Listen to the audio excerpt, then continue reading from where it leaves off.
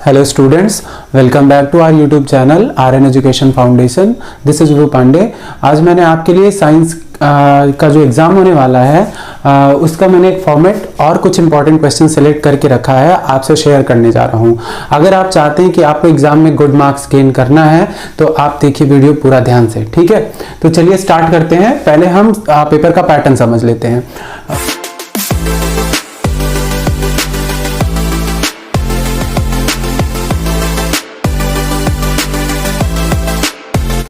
तो क्लास 10 का जो साइंस है उसका जो मैक्सिमम मार्क्स है आप सबको पता है 80 है और टाइम जो है हमें 3 आवर्स का मिलता है, ठीक है. और हमारे पास जो सेक्शंस होते हैं एग्जाम जो क्वेश्चन पेपर के वो 5 सेक्शंस होते हैं. Section A B C D और ई. इन 5 सेक्शन में हमारा पूरा पेपर डिवाइड होगा. अप्रॉक्स 40 क्वेश्चंस आते हैं आपके, ठीक है. अप्रॉक्स ये आपके 40 क्वेश्चंस हैं वो कैसे डिवाइड हैं आइए हम उनको देखते हैं. तो जो सेक्शन ए है उसमें 20 ऑब्जेक्टिव टाइप क्वेश्चंस आएंगे, ठीक. और वो 20 ऑब्जेक्टिव टाइप क्वेश्चंस 1 मार्क्स रखेंगे, ठीक है. 1 मार्क्स ईच. और यहाँ पे अगर 20 क्वेश्चन है एक मार्क्स के, वो 20 मार्क्स गेन कराएंगे आपको, ठीक है. फिर हम चलते हैं सेक्शन बी पे. ऑब्जेक्टिव टाइप को छोड़ने के बाद जो वेरी शॉर्ट आंसर है वो सेक्शन बी में होता है. और इसका जो आपको आंसर लिखना है 30 to 50 वर्ड में लिखना है. इससे ज्यादा आपको बिल्कुल भी नहीं लिखना, मतलब आपको बहुत ज्यादा इसमें फैक्ट्स नहीं डालने हैं, एक बिल्कुल सीधा सा आंसर लिख देना है, ठीक है. 30 to 50 वर्ड्स जो आपकी वो कॉपी होती है बोर्ड की उसमें आप 4 या 5 लाइन लिख सकते हो, ठीक है. वो भी 2 मार्क्स रखेगा. तो 6 2 12, ये 12 मार्क्स गेन कराएगा आपको जो सेक्शन बी है, ठीक. फिर आते हैं सेक्शन सी पे. सेक्शन सी है, इसमें 7 शॉर्ट क्वेश्चंस होंगे, ठीक है. जो शॉर्ट क्वेश्चंस होंगे उनकी जो वर्ड लिमिट है 50 to 80 वर्ड होगा, ठीक है. तो 3 मार्क्स का है ये. और यहां पर हमारे पास जो 3 मार्क्स के हैं तो 7 3 21 मार्क्स यहां पे आप गेन करने वाले हो, ओके.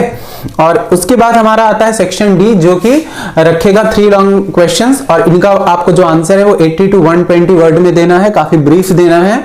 और जो रखेंगे 5 मार्क्स, इनका अपना जो मार्जिन होगा वो 5 मार्क्स का होगा, ठीक है.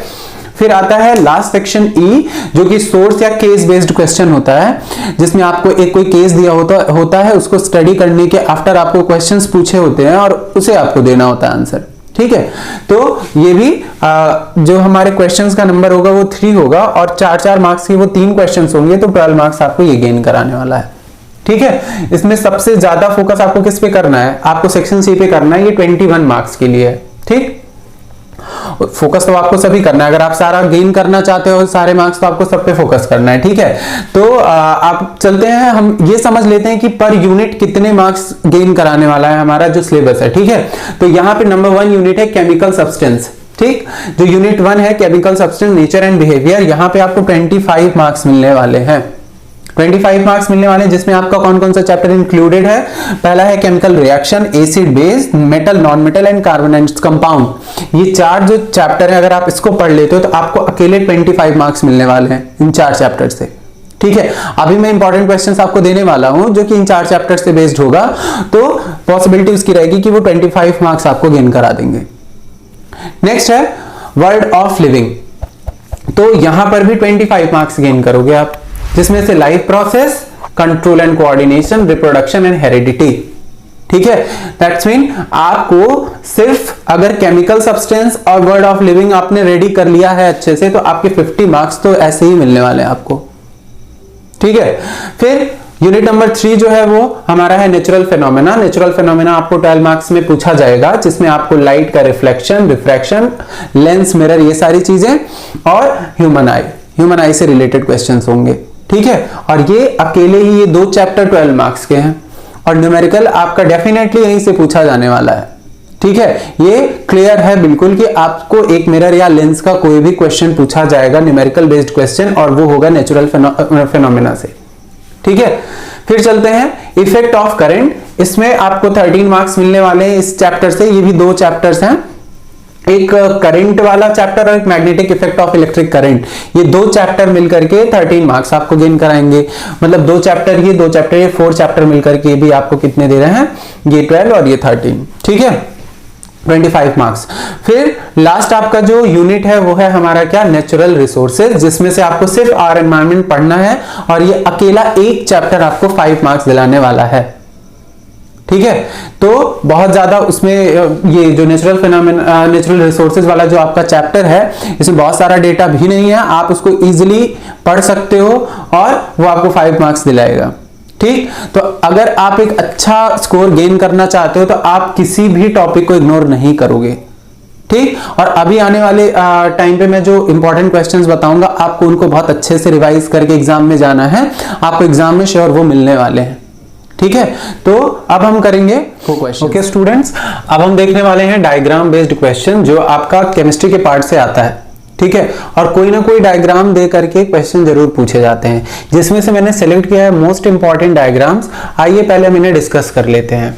डायग्राम नंबर 1, यहां पर एक कॉनिकल फ्लास्क दिया हुआ है, इसमें कॉर्क लगाया गया है और उस कॉर्क के ऊपर एक ट्यूब है। ठीक, जो कि इनर एयर को बाहर डिलीवर कर रही है, कोई गैस है तो उसको बाहर डिलीवर कर रही है। इस कॉनिकल फ्लास्क में डाइल्यूट सल्फ्यूरिक एसिड है H2SO4 और यहाँ पे जिंक का ग्रेन्यूल डाला गया है, छोटे छोटे जिंक ग्रेन्यूल्स इसमें डाल दिए गए हैं। तो यहाँ पर हाइड्रोजन गैस इवॉल्व होगी। ठीक है, आपको माइंड में बिल्कुल याद रखना है, क्योंकि ये हमारा मेटल है, ये हमारा एसिड, मेटल और एसिड जब रिएक्ट करते हैं तो हाइड्रोजन गैस इवॉल्व होती है। ठीक है, तो हाइड्रोजन गैस इवॉल्व हो रही है। यहाँ पर या तो गैस से क्वेश्चन पूछेंगे या तो यहाँ पर कुछ एसिड से पूछ लेंगे, या एसिड आपको नहीं दिया होगा या गैस नहीं दिया होगा और आपसे क्वेश्चन किसी भी तरह से पूछ सकता है। तो आपको कोई कंफ्यूजन नहीं रखना है, आपको याद है यहाँ पे एक मेटल होना चाहिए, एक एसिड होना चाहिए और हाइड्रोजन गैस इवॉल्व होगी। और हाइड्रोजन गैस चेक कैसे करते हैं, तो हम क्या करेंगे, हाइड्रोजन गैस जब डिलीवर होगी ऊपर, वहां पर हम एक बर्निंग कैंडल लेके जाएंगे। अगर वहां पे पॉप का साउंड होने लगता है, ठीक है, जो कैंडल है, जो फ्लेम उसकी बर्न हो रही है, वहां पे पॉप साउंड आने लगे तो आप उससे टेस्ट कर सकते हो कि वो कौन सी गैस है, हाइड्रोजन गैस है। अगर ऑक्सीजन डिलीवर हो रही है कहीं पे, उसको चेक करना है तो भी हम बर्निंग कैंडल से कर सकते हैं। बर्निंग कैंडल आप लेके जाओगे तो वो और उसकी जो फ्लेम है और ज्यादा विग्रसली चलने लगेगी। ठीक है, और कार्बन डाइऑक्साइड आपको पता ही है कि वो फायर स्टॉप करती है, तो फिर अगर कार्बन डाइऑक्साइड इवॉल्व हो रही है तो वो बुझ जाएगी। ठीक, बर्निंग कैंडल से हम 3 गैसेस हैं और इन तीनों गैसेस का हम क्या कर सकते हैं, चेक कर सकते हैं उनका नेचर। ठीक है, फिर तो यहां पे हमारा एसिड है और प्रेजेंट है जिंक का ग्रेन्यूल, दैट इज मेटल। तो हमें क्या करना है, यहाँ पे हाइड्रोजन गैस को रखना है, एकदम याद रखना है आपको। ठीक है, आइए चलते हैं दूसरे पे। यहां पे क्या दिया गया है, एक आपको यहां पे दिया गया है स्प्रिट लैम्प या बर्नर, जो कि उसके ऊपर एक टेस्ट ट्यूब दी गई है जिसको किसी ने टंग से पकड़ रखा है और यहां पर अंदर क्या है, लेड नाइट्रेट। ठीक है, तो यहां पर एक गैस इवॉल्व हो रही है, तो ये रिएक्शन पूछेगा। नीचे रिएक्शन दिया है, लेड नाइट्रेट को अगर हम हीट करते हैं तो वो क्या बनाता है, लेड ऑक्साइड बनाता है। ठीक है, PbO। आपको ये बैलेंस करना होगा इक्वेशन। मैं आपको सिर्फ यहाँ पे रिएक्टेंट और आगे जो है प्रोडक्ट में बता दे रहा हूं कि रिएक्टेंट और प्रोडक्ट क्या है। तो रिएक्टेंट हमारा लेड नाइट्रेट, हम इसको क्या कर रहे हैं, हीट कर रहे हैं और यहां पर लेड ऑक्साइड बन रहा है, फिर NO2 गैस बन रही है, O2 गैस बन रही है। क्योंकि ये अकेला रिएक्टेंट है और 3 प्रोडक्ट हैं, तो आप गेस कर सकते हो कि ये कौन सा रिएक्शन होगा। ठीक है, तो इस तरह से यहां पर हमने देखा कि जो लेड नाइट्रेट है वो अकेले था और इसमें हीट किया गया तो यहाँ पे 2 गैसेस इवॉल्व हो रही हैं। ठीक है, ये डिकम्पोजिशन रिएक्शन हो गया आपका। तो यहां पर आपको याद क्या क्या रखना है, लेड नाइट्रेट याद रखना है और कौन कौन सी गैसेस इवॉल्व हो रही है ये याद रखना है। ठीक है, एक NO2 और एक O2। ठीक, नेक्स्ट चलते हैं। यहां पर है ये इलेक्ट्रोलिसिस ऑफ वाटर है, मैंने यहां पे लिखा नहीं है तो आप समझ लो। पहले यहां पर क्या है, वाटर, एक हमारे पास बीकर है, बीकर के अंदर वाटर है। 2 टेस्ट ट्यूब इस तरह से यहां पर सेटअप किया गया है कि एक टेस्ट ट्यूब को हमने जो है एनोड के थ्रू जोड़ा है बैटरी से, यहां पे स्विच है, और एक को कैथोड के थ्रू जोड़ा है बैटरी से। ठीक है, 6 वोल्ट की बैटरी। उसके बाद यहां पर 2 तरह का क्वेश्चन पूछा जा सकता है कि पहला, एनोड पर कौन सी गैस इवॉल्व हो रही है, ठीक, और दूसरी कैथोड पे कौन सी गैस इवॉल्व हो रही है। देखिए, क्लोरोएल्कली प्रोसेस भी मोस्ट इंपॉर्टेंट है, जरूर उससे पूछा जाएगा क्वेश्चन। तो वहां पर भी क्या था कि एनोड पर एनोड पर क्लोरीन गैस इवॉल्व हो रही थी। ठीक। और कैथोड पर क्या हो रहा था, यहां पे मैंने लिखा है, ये देखिए, कैथोड पर हाइड्रोजन गैस इवॉल्व हो रही है। तो आपको यहां पर भी वही चीज याद रखनी है, यहां पर भी कैथोड है, कैथोड पर भी हाइड्रोजन गैस इवॉल्व हो रही है। आपको बस याद रखना है कि क्योंकि वाटर है, वाटर H2O है, तो जो O बचा मतलब ऑक्सीजन बचा वो कहां जाएगा, एनोड पे जाएगा। बस आपको इतना याद रखना है सिंपली, ठीक है। तो जैसे आप स्विच ऑन करोगे तो यहां पर क्या है, ऑक्सीजन एनोड पर और कैथोड पर हाइड्रोजन जाकर के इवॉल्व होने लगेगी। लेकिन यहां पर जो रेशियो होगा, देखिए ऑक्सीजन कहां है, इतना ही है ऑक्सीजन, जबकि उसका डबल अमाउंट क्या रख रहा है, हाइड्रोजन। हाइड्रोजन इतना हो गया है। ऐसा क्यों है, क्योंकि अगर हम रेशियो निकालें कि वाटर का जो फॉर्मूला होता है, यहां पर अगर मैं हाइड्रोजन और ऑक्सीजन के एटम का रेशियो निकालूं तो हाइड्रोजन 2 है और ऑक्सीजन 1 है, इसीलिए हाइड्रोजन का जो अमाउंट है वो डबल है कंपेयर टू ऑक्सीजन के, ठीक है। ये भी क्वेश्चन पूछा जा सकता है इसी डायग्राम पे, ओके। फिर चलते हैं नेक्स्ट क्वेश्चन पे। यहां पर देखिए क्या दिया गया है, एक टेस्ट ट्यूब है, ठीक, और उसके अंदर एक आयरन की नेल है और जिसको किसी थ्रेड से यहां पर ऐसे हैंग करके रखा गया है, ओके। थ्रेड से हैंग करके रखा गया है। इसके अंदर सोल्यूशन है एक कॉपर सल्फेट का। कॉपर सल्फेट का सॉल्यूशन ब्लू कलर का होता है, मैंने ब्लू कलर की इंक भी यूज की है। तो यहाँ पे ब्लू कलर का कॉपर सल्फेट का सॉल्यूशन होता है और उसमें जैसे हम आयरन नेल को क्या करते हैं, हैंग करते हैं, आफ्टर सम टाइम कुछ रिएक्शन होता है और उसके बाद ये जो ब्लू कलर होता है कॉपर सल्फेट का वो क्या हो जाता है, डिसअपीयर हो जाता है, मतलब जो कलर है वो डल हो जाता है। और डल होने का रीजन सिर्फ और सिर्फ इतना है, यहां पर होता है क्या, एक डिस्प्लेसमेंट रिएक्शन। क्यों, क्योंकि जो आयरन है वो कॉपर से क्या है, मोर रिएक्टिव है, तो वो क्या करेगा, कॉपर को डिस्प्लेस करेगा। कॉपर जाकर के क्या करेगा, एक पूरी लेयर लगा देगा इस आयरन नेल पर और कलर कैसा हो जाएगा, डल हो जाएगा, ठीक है। तो यहां पर डिस्प्लेसमेंट रिएक्शन है और ये डबल डिस्प्लेसमेंट है, ठीक। तो ये डिस्प्लेसमेंट रिएक्शन है और यहां पर क्या हो रहा है कि कॉपर जो कॉपर सल्फेट में कॉपर है वो जा करके आयरन के ऊपर एक पतली सी लेयर बना ले रहा है, ठीक है। तो ये हमारा डिस्प्लेसमेंट रिएक्शन हो गया। अब आगे चलते हैं, यहां पर देखते हैं एक बीकर दिया हुआ है, ठीक है। उस बीकर में एक जो सोल्यूशन है वो डाइल्यूट HCl है। डाइल्यूट का मतलब ये होता है कि हमने एसिड में अच्छे खासे अमाउंट में वाटर को मिक्स कर दिया है, ठीक है, मतलब वो कंसंट्रेट फॉर्म में नहीं है। तो डाइल्यूट HCl इसमें डाल दिया गया। उसके बाद एक बैटरी से 6 वोल्ट की बैटरी से ये पूरा का पूरा सर्किट कंप्लीट कर दिया गया। तो क्वेश्चन ये पूछ सकता है कि ये बल्ब ग्लो करेगा या नहीं करेगा, या फिर ये पूछ सकता है कि बल्ब ग्लो कर रहा है तो बताइए कि यहां पर क्या हो सकता है, या बल्ब ग्लो नहीं कर रहा है तो कौन सा लिक्विड होगा, ठीक है। तो हमें इसमें यही पूछ रहा है कि क्या एसिड या फिर कोई और लिक्विड, जो भी ऑप्शन में आपको दिए होंगे, या फिर डायरेक्ट ही पूछ लेगा कि क्या वो इलेक्ट्रिसिटी कंडक्ट करते हैं या नहीं करते। अगर वो इलेक्ट्रिसिटी कंडक्ट करते हैं तो कौन होगा और अगर नहीं करता है तो कौन होगा, ठीक है। तो यहां पर क्या है, डाइल्यूट HCl मतलब पूरे फ्री आयंस हैं, H+ आयन, Cl- आयन। तो ये ऑब्वियसली जो है इलेक्ट्रिसिटी कंडक्ट करेगा, तो ये जो बल्ब है वो ग्लो करने लगेगा। बल्ब ग्लो करने लगेगा क्यों, क्योंकि जो एसिड है अगर हम उसको वाटर में मिक्स कर देते हैं तो वो कंडक्टर हो जाता है, ठीक, गुड कंडक्टर है और इसलिए ये ग्लो करेगा। अल्कोहल होता, ग्लूकोज होता तो ये ग्लो नहीं करता। डिस्टिल्ड वाटर होता तो भी ग्लो नहीं करता, ठीक है। तो टैप वाटर है, डाइल्यूट HCl है, ये सब क्या करेगा, इलेक्ट्रिसिटी कंडक्ट करेगा और इसीलिए ये बल्ब ग्लो कर रहा है, ओके। अब आते हैं, देखिए क्लोरल-एल्कली प्रोसेस तो बहुत इंपॉर्टेंट है, आप उसको खूब अच्छे से रिवाइज करके जाइएगा। ये बहुत ज्यादा चांस है कि आपको क्वेश्चन पूछा जाएगा। तो उसका डायग्राम तो मैंने नहीं ड्रॉ किया, रिएक्शन मैंने सच लिख दिया है। हमने यहाँ पे लिया NaCl, फिर उसका हमने वाटर के साथ रिएक्शन कराया जो कि बनाता है सोडियम हाइड्रोक्साइड, और जो क्लोरीन है वो एनोड पर और जो हाइड्रोजन गैस है वो कैथोड पे जाकर इवॉल्व होती है, ठीक है। तो ये पूरा रिएक्शन है और आप क्या करिएगा, इसको थॉरली रिवाइज कर लीजिएगा। आपको इसका डायग्राम अच्छे से पता होना चाहिए, एनोड कैथोड पर कौन सी गैस इवॉल्व हो रही है ये पता होना चाहिए, ठीक है। और इसलिए ये प्रोसेस बहुत इंपॉर्टेंट है, इस पे मैं स्टार मार्क कर दे रहा हूं आपके लिए, ठीक। आइए चलते हैं आगे। तो हमारे पास कुछ कॉमन सॉल्ट हैं जिनके बारे में आपसे क्वेश्चन जरूर पूछेगा। कॉमन सॉल्ट का आपको फॉर्मूला पता होना चाहिए, उसका केमिकल नेम पता होना चाहिए और आपको पता होना चाहिए उसके यूज, ठीक है।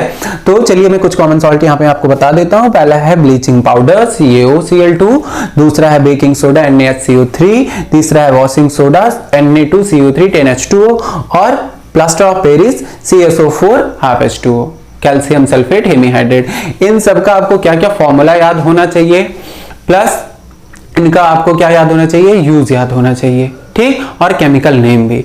और आप इसको बहुत सारे बड़े बड़े सेंटेंसेस में आपको नहीं पूछेगा, ये वेरी शॉर्ट आंसर में पूछ सकता है। आपको इसके डायरेक्ट यूजेस लिख देने हैं और इनका केमिकल फॉर्मूला लिख देना है। फ्रेंड्स, ठीक है, आगे चलते हैं हम। यहाँ पर हमारे पास है केमिस्ट्री के chapter metal and non metal से इंपॉर्टेंट क्वेश्चंस, ठीक है।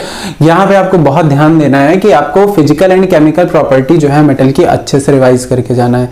इससे हमें कुछ ना कुछ क्वेश्चन जरूर देखने को मिलेंगे। जैसे फिजिकल प्रॉपर्टी में आपको पता होना चाहिए कि मेटल की कौन कौन सी प्रॉपर्टीज हैं, लस्टरस होना, डक्टाइल होना, मैलिएबल होना और सोनरस होना, ये सारी चीजें हैं। फिर उनका पर्टिकुलर एग्जांपल कि सबसे डक्टाइल मेटल कौन है, ठीक है, सबसे मैलिएबल कौन है। और मेटल और नॉन मेटल का मैंने चैप्टर कराया है, आप उसमें एमसीक्यूज देख सकते हो। फिर यहां पर एक चीज और, मेटल ऑक्साइड का नेचर क्या होता है, ठीक, और नॉन मेटल ऑक्साइड का नेचर क्या होता है। तो मेटल ऑक्साइड बेसिक होते हैं, non metal oxide acidic nature के होते हैं। लेकिन आपसे क्वेश्चन ज्यादातर पूछेगा किससे, एल्यूमिनियम एंड जिंक ऑक्साइड से, क्योंकि ये होते हैं एम्फोटेरिक नेचर के। क्यों, क्योंकि ये acid as well as base दोनों के साथ रिएक्शन करते हैं, ठीक है, सॉल्ट एंड वाटर प्रोड्यूस करते हैं। इसलिए आप इन दोनों को बहुत ही इंपॉर्टेंट मान के चलिए, ये क्वेश्चन में पूछे जाएंगे। फिर है रिएक्टिविटी सीरीज। रिएक्टिविटी सीरीज से अगर आपको रेडी है कि रिएक्टिविटी सीरीज में हायर रिएक्टिविटी के मेटल कौन कौन से हैं, मीडियम रिएक्टिविटी के कौन है और लोअर रिएक्टिविटी के कौन है, तो आपके दो क्वेश्चंस रेडी हो जाएंगे। एक तो रिएक्शन की डिस्प्लेस कौन करेगा किसको, क्योंकि हायर रिएक्टिविटी शो करने वाला जो मेटल है वो लोअर को क्या करेगा, डिस्प्लेस कर देगा, जैसा कि हमने कॉपर सल्फेट और आयरन में देखा था। फिर इसके साथ साथ आपको एक्सट्रैक्शन ऑफ मेटल में भी काफी हेल्प हो जाएगा कि कौन से मेटल के ओर को हमें एक्सट्रैक्ट करते वक्त हम कौन से मेथड यूज करेंगे, ठीक है।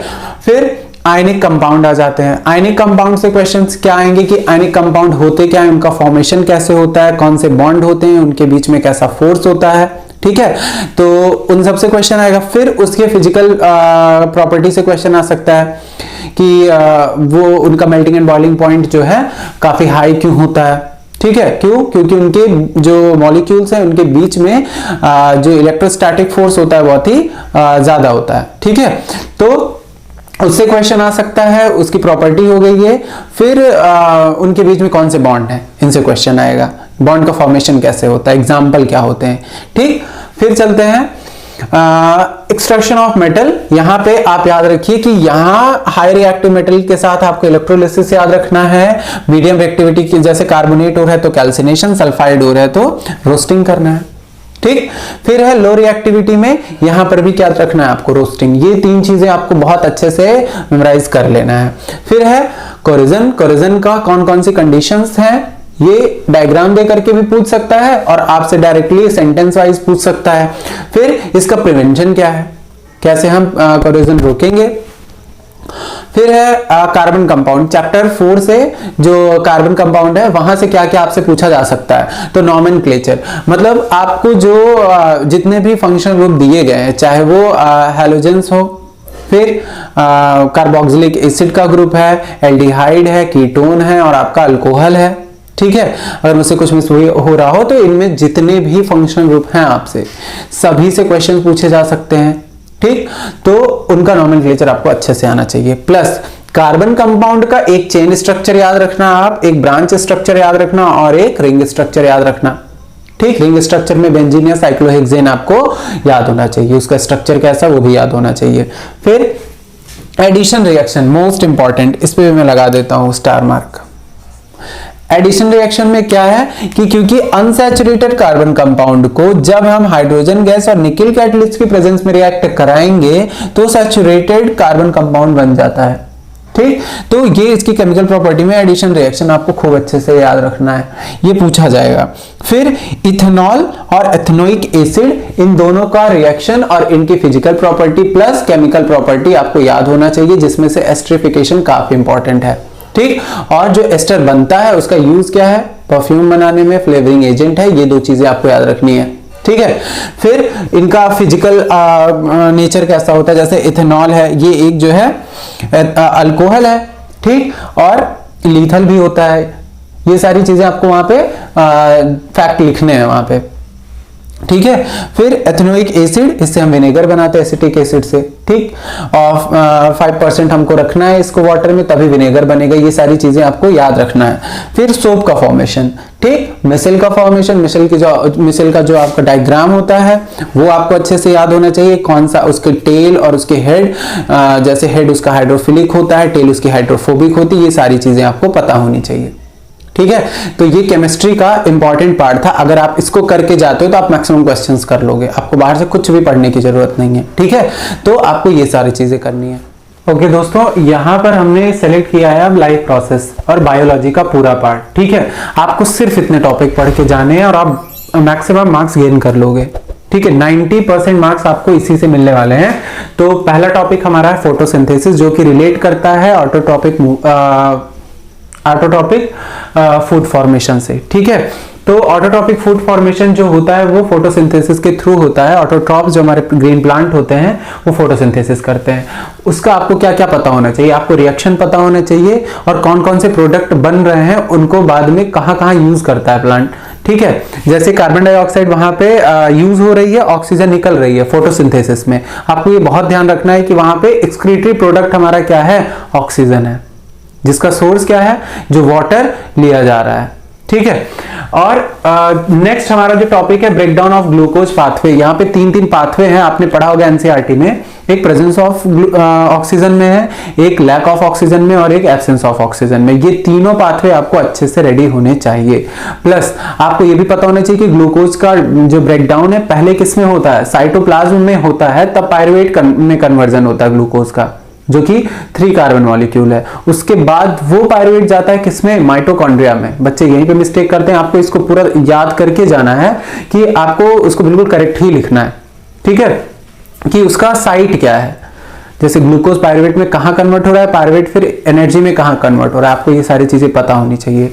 फिर है ट्रांसपायरेशन एंड ट्रांसलोकेशन, ठीक। ट्रांसपायरेशन है जो एक्सेस वाटर है प्लांट बॉडी से बाहर जाता है, ये उसके टेम्परेचर रेगुलेशन में भी मदद करता है।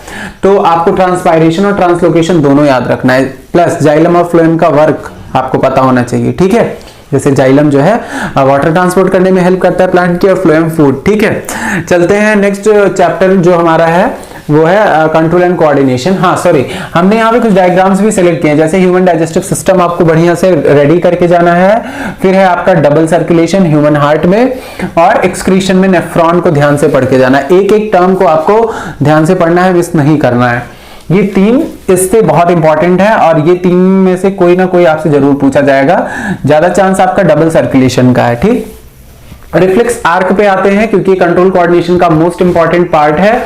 और यहाँ पर कौन सी नर्व कहाँ पे यूज होती है, इसका आपको बहुत अच्छे से ख्याल रखना है, ठीक है। कि सेंसरी नर्व कहाँ होगी, रिले न्यूरॉन कहाँ होगी, मोटर न्यूरॉन कहाँ होगी, सबका अच्छा से आपको रिवीजन करके जाना है। आगे है ह्यूमन ब्रेन और उसके हर पार्ट का function, fore brain, mid brain, hind brain, और उसके पर्टिकुलर पार्ट और उनका फंक्शन आपको रेडी होना चाहिए।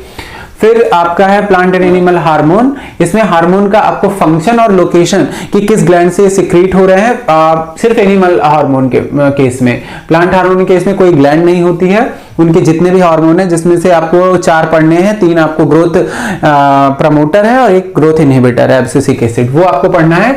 एनिमल हार्मोन में आपको पता होना चाहिए कि पर इंसुलिन आपका खास करके पूछा जाने वाला हार्मोन है, ठीक है। उसको मैं लिख भी दे रहा हूं यहाँ पे, ठीक है। आजकल ज्यादातर लोग डायबिटिक हैं और उनको पता होना चाहिए, इसलिए यहाँ पे इंसुलिन खास करके पूछा जाएगा। तो उसकी लोकेशन, कहां से वो सिक्रीट होता है और उसका फंक्शन क्या है, ठीक है।